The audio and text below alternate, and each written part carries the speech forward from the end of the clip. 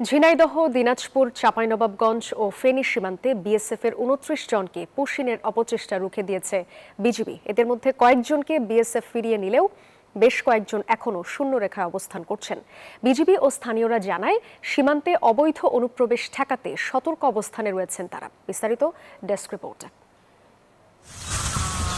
আবারও পুশিনের চেষ্টায় মরিয়া বিএসএফ। তবে সীমান্তে বিজিবির কঠোর অবস্থানের কারণে এসব অপচেষ্টা বরাবরের মতোই ব্যর্থ হচ্ছে।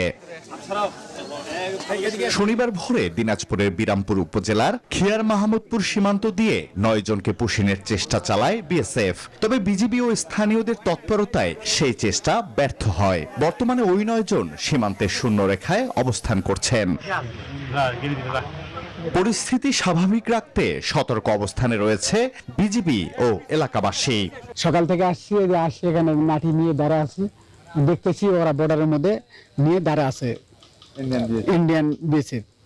তারা হুড়জুতি করে এদিকে পার করে দেওয়ার জন্য করতেছি, আমরা ঠেকার জন্য আছি। ভারত থেকে পুশিং আসতেছে, আমরা সবাই জনগণ বিজিবি সবাই মিলে আমরা প্রতিরোধী করেছি। এদিকে চাঁপাইনবাবগঞ্জের গোমস্তাপুর উপজেলার চারালডাঙ্গা সীমান্ত দিয়ে ৭ জনকে পুশিনের চেষ্টা চালায় বিএসএফ। এ সময় চারালডাঙ্গা বিউপির বিজিবি সদস্যরা তাদের বাধা দিলে নোম্যান্স ল্যান্ডে অবস্থান নেয় তারা। পরে বিএসএফ তাদের ফিরিয়ে নেয়। এছাড়াও ভোরে ঝিনাইদহের মহেশপুর উপজেলার সামন্তা সীমান্তে ৬ জনকে পুশিনের চেষ্টা করে বিএসএফ। এ সময় তাদের প্রবেশে বাধা দেয় বিজিবি। বর্তমানে শূন্যরেখায় অবস্থান করছেন তারা।